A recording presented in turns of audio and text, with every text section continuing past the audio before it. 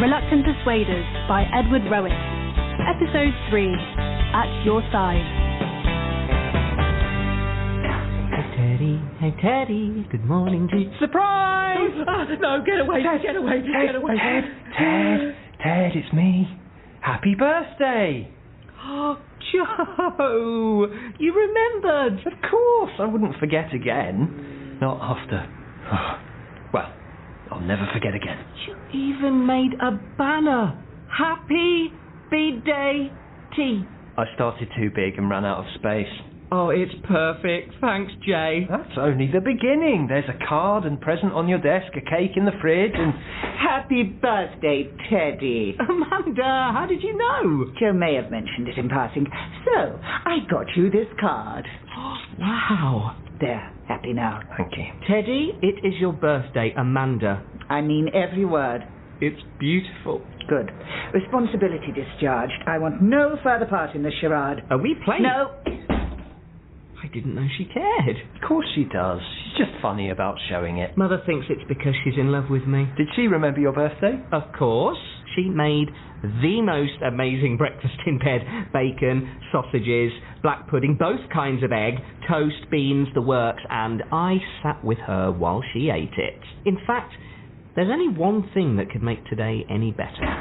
Was someone saying my name? Morning, sir. I heard a rumour someone in this office is celebrating a birthday. Yes, sir. So I thought I'd drop by to say... Yes, sir. Happy birthday, Starling. No, sir. Yes, many happy returns of the day. It isn't my birthday. Then why the hell have you been going on at me about it for the past month? I haven't. It's Ted's birthday. Who? Me, sir. Oh, Starling told me it was his. I didn't. We went through this over and over and over again. I thought you were making rather a fuss about your own birthday. Well, Beach, I signed a card. You may as well have it. Thank you, sir. Oh, it's one of your business cards with a signature on it. As I say, I signed a card. What are you, 19? 33. 33? Good God, man. Birthdays are for children and women. Get back to work. I'm calling it best birthday ever. It's only just getting started. Oh, my dear. I'm taking refuge from the festivities. Hasn't that insufferable conjurer left yet? Yes, but the barbershop quartet has just arrived. Starling got him a... Teddy ordered it himself. God, if the boy's birthday means so much to him, why doesn't he take the day off? Apparently, there's nowhere he'd rather be. Let's have a drink. I'm trying to cut back on my whiskey before lunch. My dear, please. I wasn't going to offer you a whiskey. You're a woman. You'll have a gin. I'll have nothing. I need my wits about me today. I took my eye off the ball earlier, and when I looked up, Teddy was playing the hat game at me. What on earth is that? I didn't stick around to find out. I sometimes wonder how I came to be running a home for lost boys. Me too. It's exhausting keeping an eye on 3 of them. 2, you mean?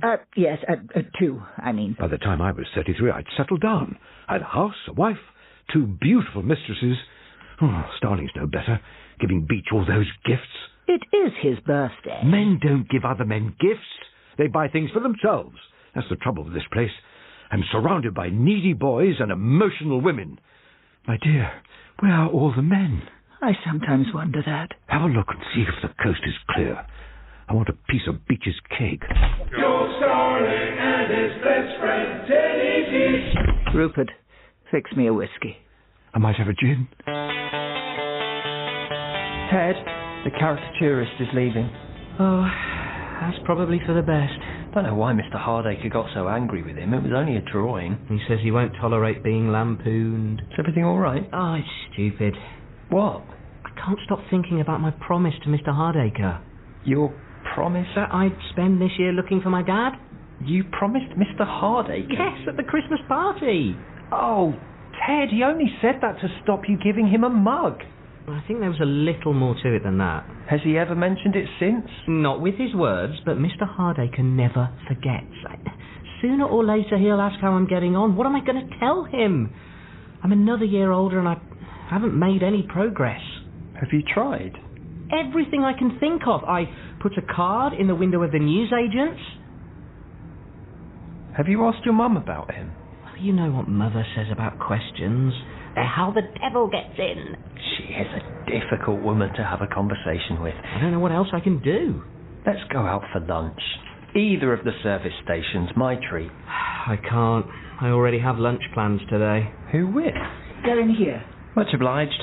Teddy? Joe? Hello. Hi, Frederick. Hello, Frederick. Isn't someone going to introduce me? Sorry, Amanda, this is Frederick. He's my brother. Actually, I prefer not to have my selfhood defined through the prism of another. I find it rather demeaning. Teddy's my brother. Teddy and Freddy. Freddy is a name for a child or a frog. Since I am neither, I go by Frederick.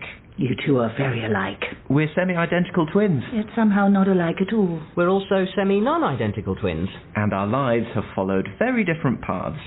I own a house, a wife, and 2 strapping boys named Terence and Stockwell. Teddy does not. Terence and... Stockwell. I was eager their names shouldn't rhyme in any format. Well, good to meet you.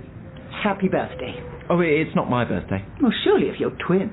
Mother thought we both deserved a special day, so she had mine moved. She wrote a letter to the Queen. I've put up with all this nonsense and it's not even your birthday? No, it is. The Queen's... Unbelievable.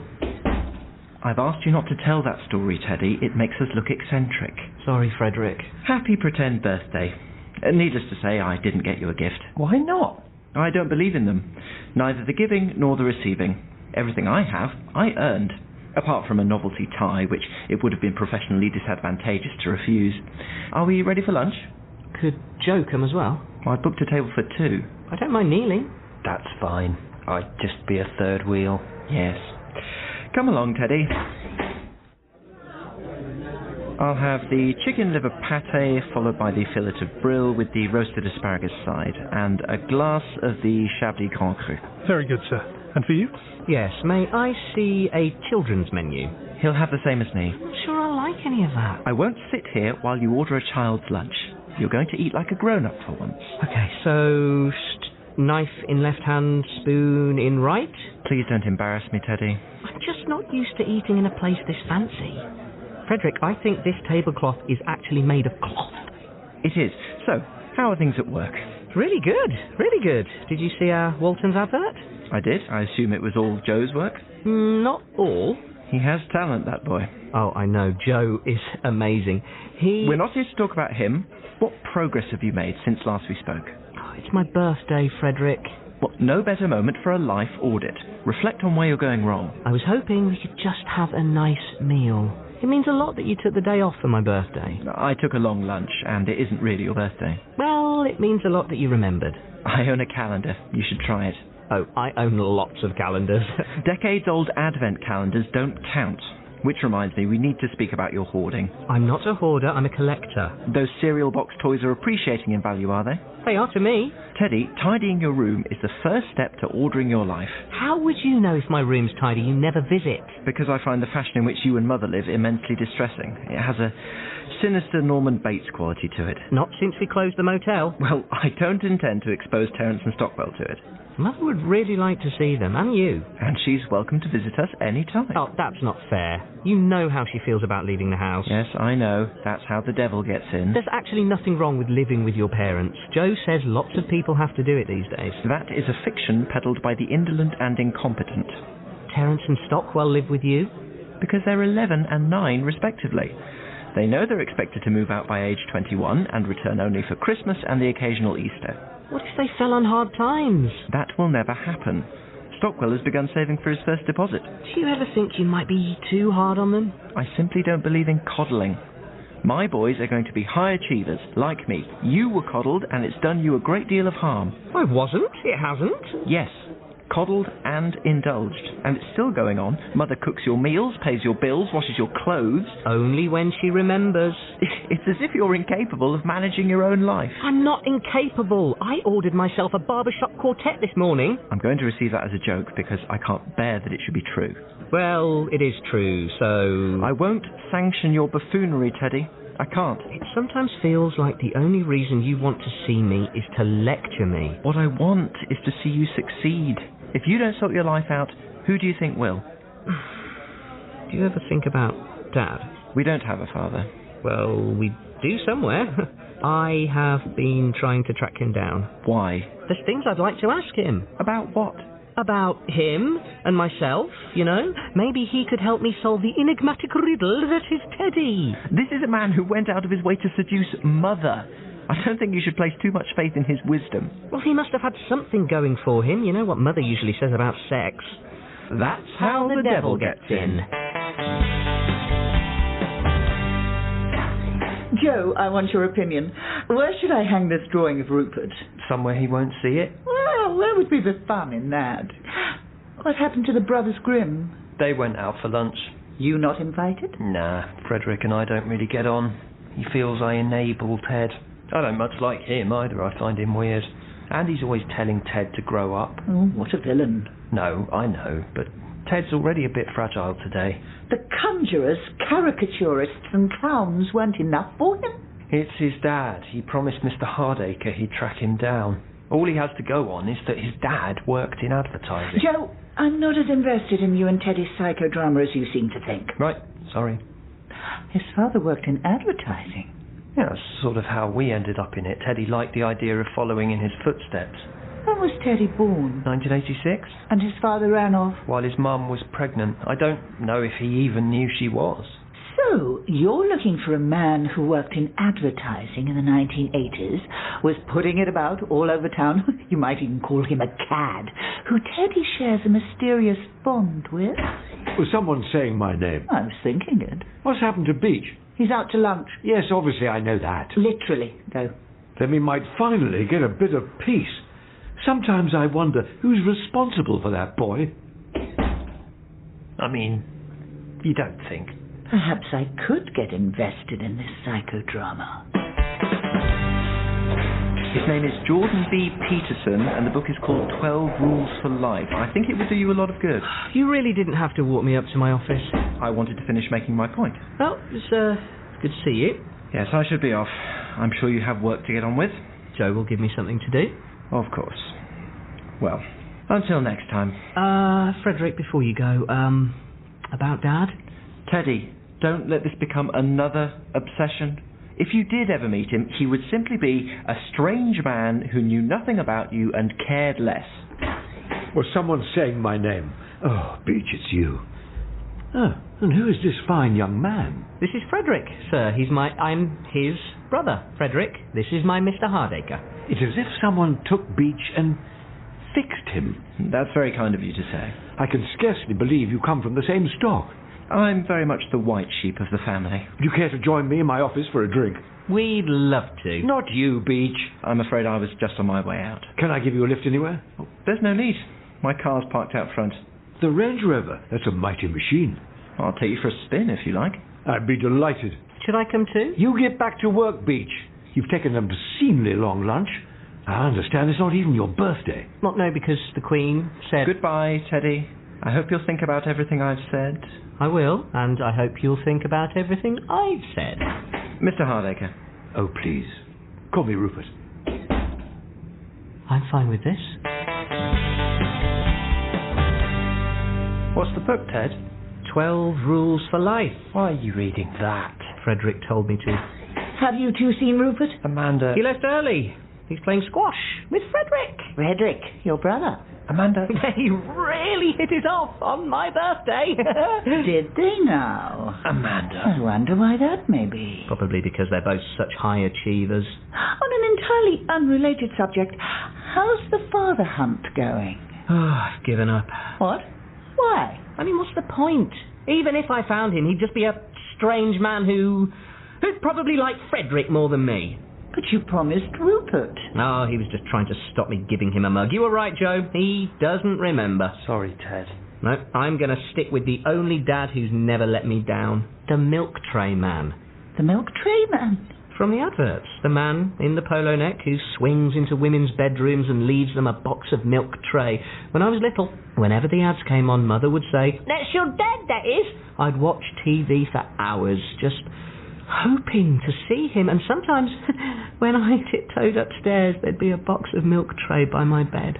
Then I'd know he'd been, and he still cared about me. You know, I even tried to become the Milky Bar Kid so he'd be proud of me. Mother took me to an audition and I told them, "My dad's the milk tray man. This is my birthright. I've got chocolate in my blood." I didn't get it. The casting people said you had to be blonde and wear glasses, and that 23 was much too old. Maybe they were right. Frederick said it was all stupid anyway, and it was just Mother leaving me the chocolates. He said she never said Dad was the milk tray man, just that he wrote the adverts. I know which I'd rather believe. Wait, your father wrote those adverts? If you believe Frederick. But if that's true, then you could easily find out who he is. I've told you, I don't want to. He'd just be disappointed in me like everyone else. But... Amanda, drop it. Fine. Just when I was getting invested. Yeah, that was a terrific game. I'm glad you enjoyed it. Sorry if I was a bit rusty. Don't play as often as I'd like. It can be hard to find opponents. Of the right calibre, I mean. I have a few fellas at my office who play. Not really an option at Hardacre's. No, my brother's hardly a sportsman. I took him to a football match once and he cheered on the referee.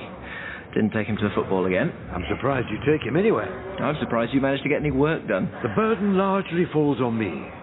Perhaps you saw our Walton's ad? I did. Very touching. Your work? Almost entirely. I should thank you for keeping my brother off the streets. Well, he has his uses, but I can tell you what a breath of fresh air you are. A bit of male energy. I'm usually surrounded by women and boys. All of us are these days.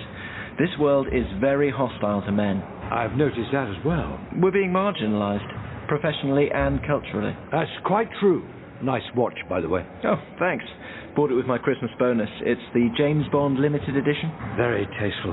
Might have to get one for myself. Now, what were you saying? That the deck is stacked against men. Look at my brother. He's told it's bad to be a man, so he stays a boy. Well, Starling's no better. You should have seen the fuss he made over his own birthday. I don't know how you put up with him. You must have the patience of a saint. Yes, that's quite right, I do. Why the hell can't I find my bloody towel? Sorry? My towel. It's gone. Perhaps someone picked it up by mistake. How annoying. I swiped that from a very nice hotel.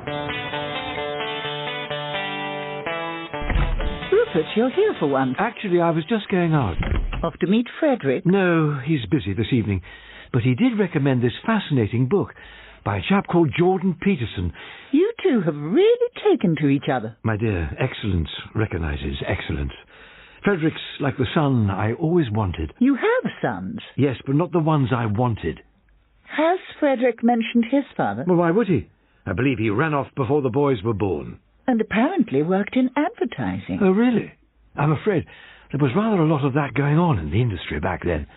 We were rock stars, and the public were our groupies. You tell a woman you created the Lurpak Butterman, and she was butter in your hands. What a lovely image. Frederick and Beach won't be the only Charlotte Street orphans from that era. Changing the subject entirely, do you remember the old milk tray ads? All because the lady loves milk tray. Remember them? My dear, I spent most of the 80s writing them. Did you really? Suave man in a polo neck swinging in and out of women's bedrooms. Remind you of anyone you know? It does, rather. The really funny thing is, according to Frederick, they were written by his father. What? Apparently so. The ad man who swung into his mother's bedroom left her a gift and vanished into the night. But that would mean... Yes? That would mean Frederick. Yes. But that would mean Beach. Yes. My dear, would you perhaps fix me a gin? Certainly. Nice watch, by the way. Thank you. It's new. Kid, I reckon you ought to saddle up and ride on out of town. I ain't afraid of you, Sheriff. You just a low-down, dirty rat. But I'm mean as a rattlesnake. Draw. Bang! Bang, bang! And a last word, Sheriff. I don't deserve this. To die like this. I was building a house. Deserves got nothing to do with it. I'll see you in hell, Milky Bar Kid. Yeah. Bang! The Milky Bars are on. Oh, Frederick! Hard at work, I see. Yeah, we were just filming a concept reel for a client. Mm-hmm. Yeah, if you're looking for Mr Hardacre, he's in his office. I'm here to see you. I've brought you a gift. You don't believe him? I've made an exception. Here. Oh, It's very nice of you, Frederick, but I already own lots of envelopes. It's not the envelope, it's what's inside. The identity of your father. What? This seems to mean something to you, so I tracked him down. Frederick? Frederick, did you get my messages? I've been trying to reach you. I've been rather busy. Could we perhaps have a word in private? Sir, Frederick's found my dad. What? How? I don't know, but it's all in this envelope. Have you opened it? Not yet. My dear! What? Oh, Frederick and Teddy and Rupert. What a lovely tableau.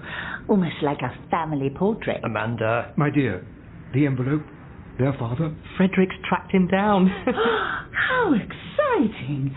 Who on earth could it be? Beach, I want you to think long and hard before you open that envelope. I know you made me a Christmas promise. You do remember. Rupert Hardacre never forgets. But you don't know what might be inside. Remember Pandora and her box? Could you open it for me, sir? I don't think I can. But why me? Well, my dad worked in advertising in the 80s, and you worked in advertising in the 80s? Yes, Beach? It might be someone you know. It might be indeed. Give it here. Come on, then. My dear, I'm not sure I can. Oh, give it to me. Teddy, it gives me more pleasure than I can possibly say to reveal that your father is John Trott. Who? Former ad man. Bounced around several agencies during the 80s and 90s, retired in 2005, now lives in a cottage in Kent with a wife and 2 big dogs. There's a photo included. Oh, he looks just like us. Yes, I'm a little concerned by his hairline. But I thought that you were our father. A quick paternity test using your gym towel closed that avenue, so I put my private investigator on the case. You must be very relieved, Rupert. My dear, I never seriously entertained the notion. I mean, Beach! I mean, Frederick. But I mean, Beach. The whole thing was absurdly fanciful. It would have been so neat, though. Life is really as neat as one hopes, if you'll excuse me. Amanda. I'm going. Just another normal day at Amanda's home for lost boys. I thought Mr Hardacre was my dad. It never crossed your mind? Of course. But I did a secret paternity test on him years ago. Well, there you are. You have the father you always wanted. I hope it helps. Have you spoken to him? Why would I do that? There's nothing missing from my life that he could supply. It means a lot that you went to all this trouble. Thank you. You're welcome. I worry you've been using not having a father as an excuse. I've taken that excuse away. If you do want to reach him, you know where to find him. Well, I suppose I'll be seeing a lot more of you now that you and Mr Hardacre are best friends? Hardly. We have nothing in common. But you're both such high achievers. I am. He's both tiresome windbag and substandard squash opponent. Now I've closed off the paternity avenue, he has no further utility. But he's Mr Hardacre. A very disappointed and disappointing man. No wonder you idolise him. I ain't afraid of you, Frederick. What? You're just a low-down, dirty rat. Teddy, you know I can't abide your silliness. And I can't abide yours either. Mine? Yes. I actually think you're a bit of a disappointment. There is no metric by which I could be considered disappointing. Yes, there is. Mine. I'm not going to be judged by you. I have a house, and a family, and a life. You have some toys that came out of a box of Rice Krispies 25 years ago. Well, you have a very silly watch. Silly? Do you know how much this watch cost? No idea. My toys were free. This isn't a toy, it's the James Bond limited edition. It's a silly watch, Freddie, and 12 Rules for Life is a silly book. And Terence and Stockwell are very silly names. Yeah, well, at least they don't rhyme. Actually, Terence can be shortened to Terry, and Terry can be shortened to Tell. So, give my best to him and Stockwell. It seems a deed poll is in order. How did I miss that? No idea, but I've been sitting on it for 9 years. I just didn't want to make you feel bad. I'm not the one who should feel bad. You live with your mother. She's our mother, and at least I have a relationship with her. I have lots of things you don't, Freddie. Yeah, I feel a bit sorry for you. I don't deserve this resentment. I've been trying to help you. Deserve's got nothing to do with it. I'm going now. Don't bother me again at work. All right, if you'd like to see me and Mother, you know where to find us. Good day. This is his office. I think he wanted to make an exit. So, this is awkward. Not at all. If he wants to rejoice in mediocrity, so be it. I've always thought you have the potential to be a very high achiever. Okay, thanks, Frederick. But Teddy will drag you down if you let him. I'd cut him loose. Yeah, I'm not going to do that. It's all right, Joe. He always gets left behind. I'm going to go. This is your office. I know, but I'd like to make an exit. I'll see you, Freddie. I doubt it, to be honest. And it's Frederick. Is it? Easy to forget. No, it isn't. Goodbye, Joe. I'm fine with this. So we're ready to go for the pitch on Thursday. Very good. Any other business, my dear? Just one thing. Have you contacted your father, Teddy? Amanda. Nah, I'm not sure I'm going to. I promised I'd find him, and I did. When you say you found him... And that's the other thing. He might be like me, but he might be like Frederick, and no one needs two Fredericks in their lives. One is all anyone could ask for. Don't suppose he mentioned me? Haven't heard from him. I'm not going to contact him either. What I still don't understand, sir, is that John Trott said he wrote the milk tray ads, but you... Darling, if there's one thing you'll learn in a career in advertising, is that there's never any shortage of chances claiming credit for your good work. I think you're quite right not to contact him, Beach. Thank you, sir. I'm not even sure he's my dad anyway. He looks a lot like you. So does Audrey Hepburn. Doesn't make her my mum. And he doesn't look anything like the milk tray man. Because the milk tray man isn't your father. I'm not so sure. When I got in this morning, there was a box of milk tray on my desk. So, I mean, how do you explain that? I thought we could share it. I'll go and get them. Very thoughtful, Joe. I didn't put them there. I thought it was you. Does it sound like the kind of cloyingly sentimental thing I'd do? Someone must have left them. Rupert, do you know anything about this? Me? What an absurdly fanciful notion. Rupert Hardacre doesn't give other men gifts. He buys things he can enjoy himself. I suppose it's a mystery, then.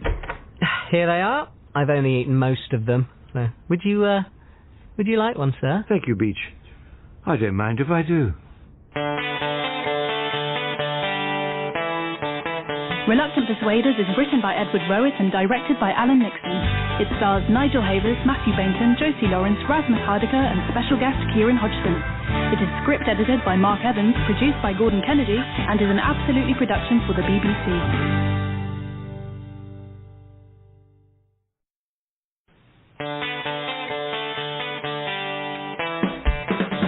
Reluctant Persuaders by Edward Rowett. Episode 4. Ask the Man Who Owns One. Morning, Joe. Morning, Ted. Is that a... Joe, meet Delilah. Why is there a turkey in our office? No idea. She was sitting on my desk when I came in.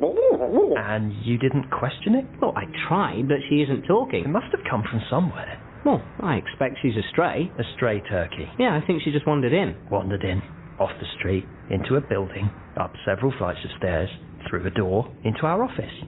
Is that likely? She probably took the lift. Amanda!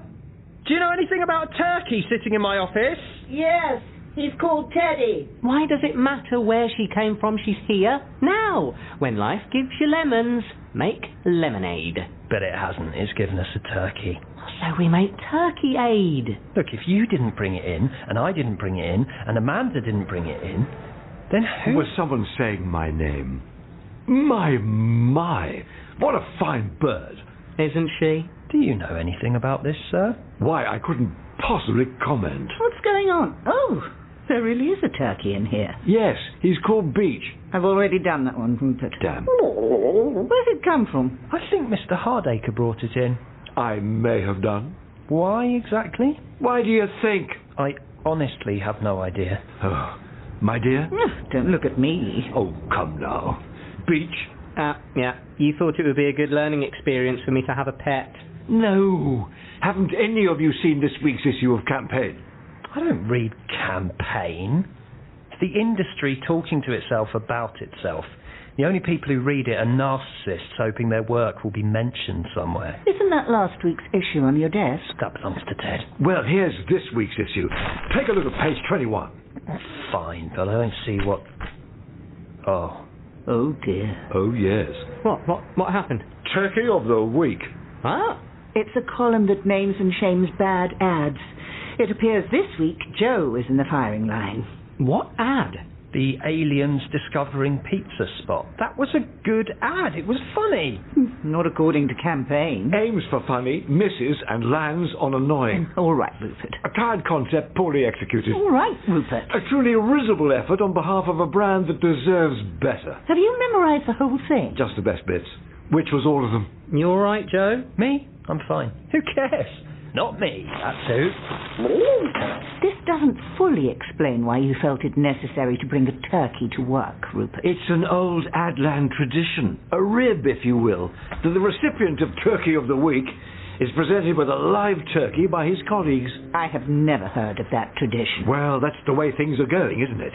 The industry's full of vegans and snowflakes and women, putting a stop to everyone's fun.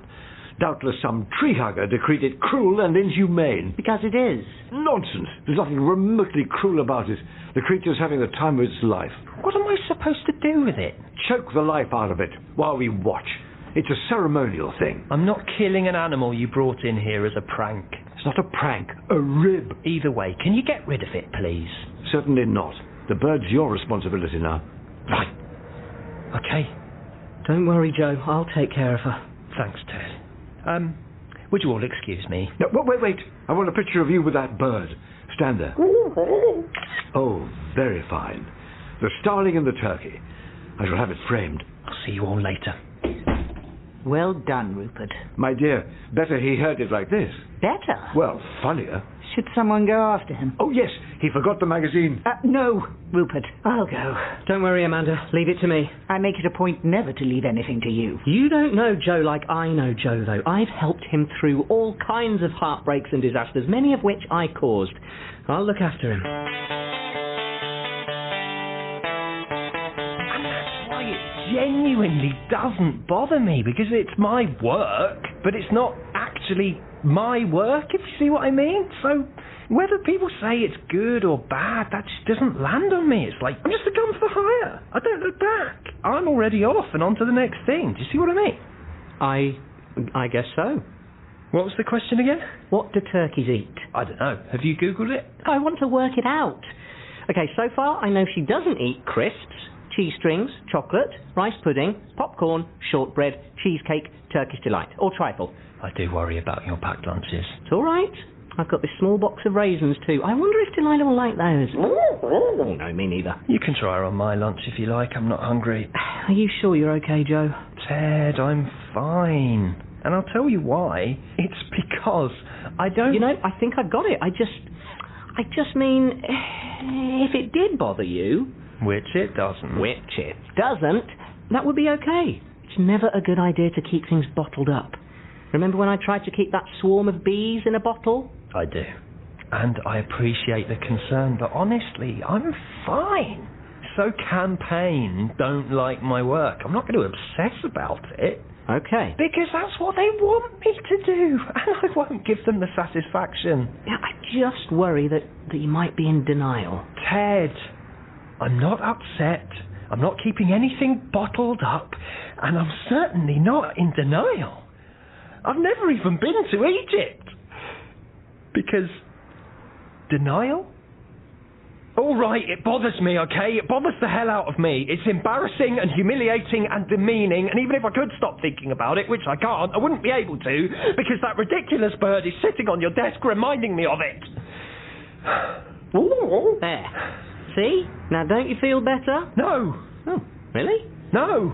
Oh, okay. I really thought it would help to get it out. Well, it hasn't. Oh, that was sort of my only idea. Okay. Are you sure you don't feel better? Yes, I feel the same, but worse. Sorry, Joe. I was just trying to help. If you really want to help, you can get rid of that damn bird.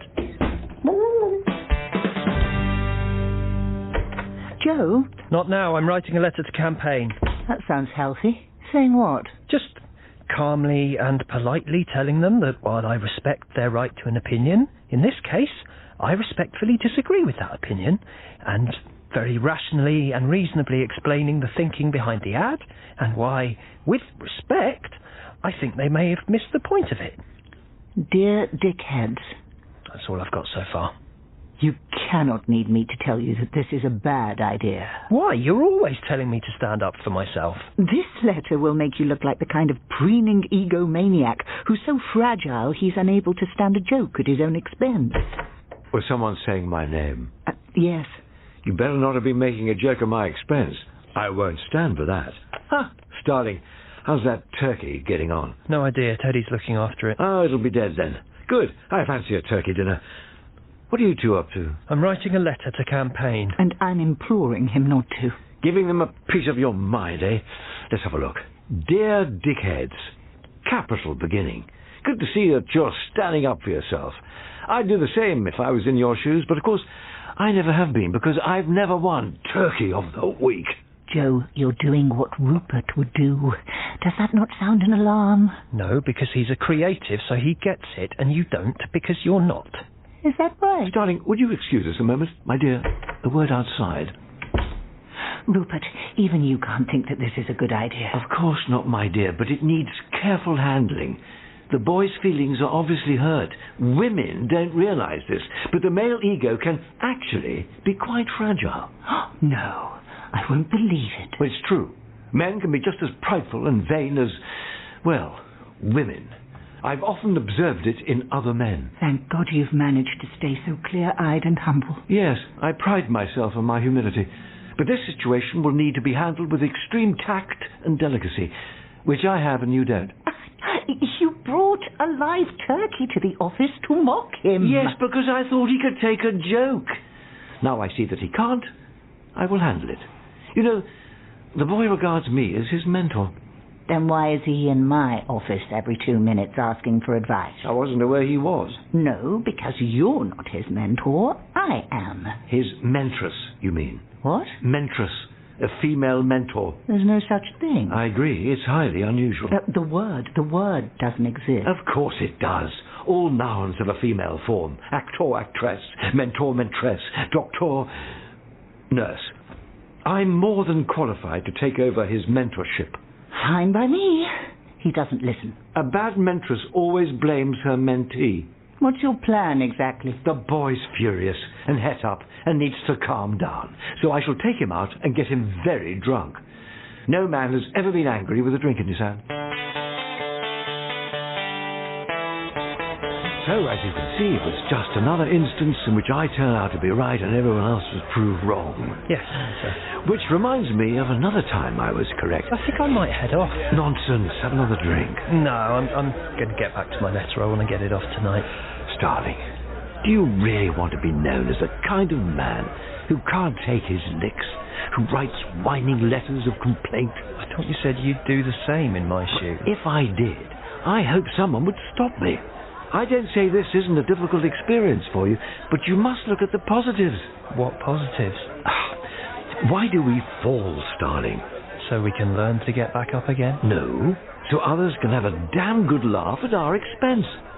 Just think, your suffering is providing a Roman holiday for the rest of the industry. I have thought about that. That's all I can think about, and I don't like being laughed at. Starling, no one likes being laughed at, I assume. I never have been. But everyone likes laughing at other people. The Japanese, a people I have the greatest respect for, have a saying. Please don't do an accent, sir. No, I wasn't going to. The misfortunes of others taste like honey. Why, my happiest times have been spent laughing at someone else. Often you. Even if that's true, how is it supposed to make me feel better? Because the best thing about Turkey of the Week is, it's of the week. Take it on the chin now. In a few days, you can be laughing twice as hard at some other poor loser. I don't see why there has to be a loser at all. There's a strain of communism in your thinking I find highly disturbing. The world is what it is. You're not the first Turkey of the Week, and you won't be the last. But isn't this just what they want, to turn us against each other? We're already against each other, Starling. It's dog eat dog in this industry, and you can either be the dog or the other dog. So, which is it going to be? I won't send the letter. Good man. You're round, wasn't it? Morning, Teddy. It's Joe in... What is that smell? Oh, hi, Amanda. That might be Delilah. We've had a troubled night. Oh, you've been here all night? I couldn't leave her. And I didn't know if you were allowed to take a turkey on the tube. Their website is surprisingly unhelpful on the issue, so we stayed. And did what? I think some of the things I've fed her didn't totally agree with her. She's been quite productive. Teddy, you can't keep that animal in the office. But what do I do with her then? I don't care. Take her home. Keep her in the garden. I don't think I can. Mother doesn't trust flightless birds. Then get rid of her. I've tried, but it's her house. The bird, Teddy. But Amanda, we've bonded now. It's like that film, Kess. She's Kess and I'm the little boy. Fine. But do you remember how Kess ends? No. Joe wouldn't let me watch the end, but I assume the boy lives happily ever after with his beloved bird. No. His brother beats it to death and throws it in a bin. No. Yes. Nobody would do that to Delilah. I mean, I don't know anyone heartless enough to do something so needlessly and pointlessly cruel. Was someone saying, oh, dear God, what is that smell? It's the turkey you brought in. Hasn't someone got rid of it yet? Oh, give it here. I'll beat it to death and throw it in a bin. No, stay away. I'll get her out of the office. I promise. See that you do. Is Starling in yet? No. How did you get on last night? I took care of it, my dear. Let's leave it at that. I see. Which is to say, I handled the situation superbly. The boy was crying out for the firm guiding hand of a mentor, not the weak, directionless caress of a mentress, or whatever it is you represent, Beach. I see myself as a sort of Jiminy Cricket figure. The point is, I brought the whole episode to an entirely satisfactory conclusion. Morning, Joe. Hi, everyone. What's that smell? Oh, the turkey's still here. Oh, sorry, I'll get her out of your sight. No, it's all right. Look, I owe you an apology for yesterday, and you, Amanda. I was angry, and I took it out on you. I'm sorry. Oh, we forgive you, don't we, Amanda? Well said, Starling. Don't you think he's learned a lesson, my dear? So you didn't send the letter? No. Mr Hardacre talked me out of it. Yes, I did, didn't I? You were right. Writing an angry letter was just pointless and childish. Did you hear that, my dear? I was right. So I'm not going to do it. I'm delighted. Aren't you delighted, my dear? I'm starting a petition instead. A what? A petition to get Turkey of the Week cancelled. Oh, what a fun idea. Now, don't be hasty, Starling. It was you gave me the idea, sir. Oh, was it really, Rupert? It certainly was not. You said it yourself. I'm not the first Turkey of the Week. There are loads of other people out there who've been through the same thing, and I bet they all feel the same way. They were all just too frightened to speak out. I'm going to change that. So, in fact, you're going to make an even bigger deal out of this than before Rupert advised you. The letter wasn't going to change anything. This petition will. I'm going to send it to campaign. Starling, I forbid it. They'll just ignore it. They won't be able to. I've bought a full page of ad space in the magazine. They'll have no choice but to print it. Did you hear that, Rupert? He's thought of everything. We take enough flack in this industry without our own publication dumping on one of us every week. I'm going to ring round every creative in Adland and tell them, we don't have to take this anymore. Joe Starling might not be the first Turkey of the Week, but he's damn sure going to be the last. Well done on sorting it, Rupert. The boy's gone mad. It sounds like he's been given some very bad advice. I gave him good advice. He's just taken it badly. Now, what did someone tell me recently about mentors blaming their mentees? Well, should we do something? Yes. He's going to make himself and the agency a laughingstock. I'm going to speak to him. No, Rupert. You've had your chance. You failed. Rupert Hardacre never fails. At worst, he succeeds imperfectly. You keep telling yourself that, but leave the mentoring to the professionals. I'll clean up your mess, Rupert. Why don't you clean up the turkeys? That's more your speed.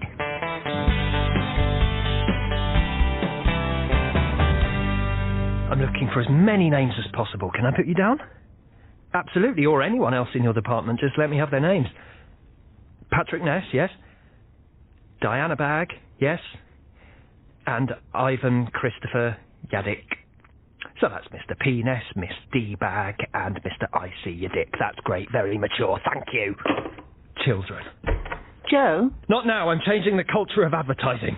Petition going well, then? How many signatures? Obviously, you can't judge a petition solely by number of signatures. So none? Not numerically, no, but I have a lot more people to call. Joe, no one else is going to sign your suicide note. It's not a suicide note, it's a manifesto. A call to arms, a line in the sand, the industry rising up and with one voice crying, this far and no further. Dear dickheads. I might change that part. I always knew I was put on this earth for a reason. To do something great. Now I finally realise what it is. I'm burdened with glorious purpose. To object to a light-hearted column in a trade publication. To make the world a kinder place. All you're doing is showing everyone what a thin skin you have. No, I'm proving that I have a thick skin because I don't care if people think that I have a thin skin. I'm prepared to be mocked, to suffer, to sacrifice myself for the good of all. Are you saying that you're an advertising Jesus? What do you say that I am? I say you're an idiot. It has to be for something, Amanda. I can handle being Turkey of the Week as long as something good comes out of it. Otherwise, they just get away with bad-mouthing good work. Have you ever stopped to consider it might not have been good work? No, because that's what they want. I know my work is good. I've turned this place around with it. And yet somehow you haven't developed an ego. It's not an ego. I just know that I'm good. I believe in myself now. That's a good thing. Anyway, you would have told me if the work was bad. Would you have listened? Yes, I always listen to you. Are you listening now? The client liked it, though. The client isn't always the best judge. If they were, they wouldn't need us. So, what are you saying? I'm saying it was lazy, derivative work, and Campaign were right to call you on it. I don't... That's not... You're wrong. Joe. It could happen. The difference between us, Joe, as you rightly pointed out, is that I'm not a creative. So I'm not blinded by an ego writing checks my talent can't cash. I thought you were on my side. I am, which is why I'm saving you from yourself. You haven't been misused or misunderstood. You did bad work. It's fine. Accept it and move on. Enter. Sir, I need your help with Delilah. Right, hand her over and pass me that bin. Not like that. I wondered where you got her. I thought I could take her back. Oh, some poultry farm nearby. Do you think she'd be happy there? I think she'd be a turkey there, and thus untroubled by extremes of emotion. But would they look after her? Until it's time for her to fulfill the ultimate destiny of a turkey. What is the ultimate destiny of a turkey? Ah, no. A turkey is for Christmas speech, not for life. Oh, sir, why is it every time you care for something it leaves you? This is my snowman all over again. That's why you must never care for anyone or anything. I don't. It only ends in tears. You care about me, don't you, sir? Beach, I don't even know your first name. Right, you two. What's happening? Where's Starling? Petition's in the bin. Let's leave it at that. I see. Which is to say, I handled the matter with skill, understanding, and tact. The difference between us, Rupert, is that I actually listened to Joe instead of just talking at him. It's what makes me such a talented mentor and you such a waste of space. Mr. Hardacre? Oh, you're all here. Good. I owe you another apology. I've been behaving like an idiot, and I'm sorry. We forgive you. Well said, Joe. Don't you think he's learned a lesson, Rupert? The petition was a stupid idea. Did you hear that? A stupid idea. The letter, too. All of it. So, instead, I've decided to quit advertising forever. Oh, no. Have you really, Starling? I know I've said that before, quite a few times, but this time I really mean it. Did you hear that, my dear? He really means it. But why? Because I'm a fraud. I got away with it for this long, but now I've been found out and exposed in front of the whole industry. Amanda helped me see the truth. Did she really? I'm going to clear out my desk, and you won't see me again after that. I've let you all down. I'm sorry. Gosh, well done on sorting it, my dear. I'm going after him. No, leave this to me. To you? You gave him some kind of messiah complex. I did better than Beach. Congratulations on clearing the lowest bar in the world. Hey, at least I stopped him bottling things up. You've just made him depressed. Better that Wait than... a moment. I think I see what's happening here. What? My dear, there's a little-known psychological theory called the 5 stages of grief. You won't have heard of it. Of course I have. Oh, really? Yes, everyone has. Isn't the first one denial? No, you've got that wrong. Then anger. I suppose you know all about it then, do you? Then bargaining. My dear, please, let me explain it Then to you. depression. Oh, just forget the whole thing. Then finally acceptance. Good, so you do know it. Yes. I believe Starling may be going through something similar over this turkey business. Think about it. We've seen denial, anger, bargaining, and now depression. So we just have to move him on to acceptance. That's what we've all been trying to do. How do we get him to accept a turkey? Starling, get back in here. I've collected up all my pencils. You're coming with me. Everyone get in the car and bring that bird, Beach. Where are we going? To get rid of this turkey once and for all.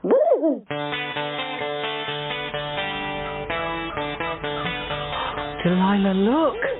Do you really think we're allowed to just wander in here? I can go where I like. Because you're Rupert Hardacre? Exactly. And also because I own the place. I'm sorry? What? You have your own turkey farm? I have a portfolio of entrepreneurial investments and endeavours, Beach. Yes, I have a turkey farm. Wow. Since when? Early 90s. What do you think kept the agency afloat during our leaner years? I admit I never considered it was the profits from a thriving turkey farm. Well, it was. Sir, if it's not a rude question, why do you own a turkey farm? Because at one time I came into possession of a turkey. When life gives you a turkey... You make turkey aid. Something like that. How did you come into possession of a turkey, Rupert? Someone gave it to me. Who? My colleagues. You said you never won Turkey of the Week. Yes, well, that was... A lie? Rupert Hardacre never lies, but he sometimes tells the truth imperfectly. But, Rupert, you couldn't have started breeding with just one turkey, surely. You'd need at least 2. Yes, or 7. You won Turkey of the Week 7 times. Look, the 90s were not my finest vintage. But that's much worse than me. Yes, all right, Starling. That is the point I'm making. So, are you saying I should start a turkey farm? Don't you dare, this is my racket. What I'm saying is this. No one hits a century every time he steps to the crease. Even the greatest batsman gets a duck, sometimes. And even the greatest ad man gets a turkey. Wouldn't you agree, my dear? I would, Rupert. There are enough egomaniacs in this industry, Joe. Do you really want to be one of them? No. But if I can let my turkey go, so can you. Yeah, maybe I can. Hooray! Right, Beach, hand the bird over. Could you all give us a minute? Oh, for the love of... Fine. Hey, you. Delilah, this is goodbye. I've learnt so much from you, but you belong with your own kind. I'll never forget you, and I hope you won't forget me either. I know. You'll be right here. My Delilah, goodbye. Has he been having sex with that bird? My Delilah. Morning, Ted. Hi, Joe. How are you doing? Oh, you know, Still thinking about Delilah? every moment. I have something that might cheer you up. It's this week's campaign. Oh, great. What's Turkey of the Week? No idea, haven't looked. But turn to page 5. Okay. It's you and Delilah. The starling and the turkey. I got the photo off Mr Hardacre. Joe Starling, proud recipient of Turkey of the Week. I bought the ad space for my petition, figured I might as well use it. They tried to embarrass me, and it didn't work. I've accepted it. The one thing they didn't want. So you took an ad out to prove it? Yeah, it's my turkey, and I'm owning it. Joe. What? Campaign, what on earth possessed you? I was showing that I've accepted. I got the point, Joe. I think everybody did. So what's the problem? The problem is... Starling, Beach, I brought someone to see you. Delilah! You brought her back! Oh, sir, thank you. Don't thank me, thank Starling and his harebrained schemes, you utter burged Starling. What are you talking about? Page 21. Oh, no. What? What does it say? Allow me, I have it by heart. Joe Starling has felt it necessary to advertise himself as the recipient of last week's turkey in these pages. We here at Campaign find it hard to imagine a more painfully defensive display of hubris or a worse advertisement for an agency and its lead creative. We therefore have no hesitation in awarding him an unprecedented second consecutive Turkey of the Week. Joe, are you okay? Me? I'm absolutely fine. Really? No, I'm going to write a letter. Reluctant Persuaders is written by Edward Rowett and directed by Alan Nixon. It stars Nigel Havers, Mathew Baynton, Josie Lawrence and Rasmus Hardacre. It is script edited by Mark Evans, produced by Gordon Kennedy, and is an Absolutely production for the BBC.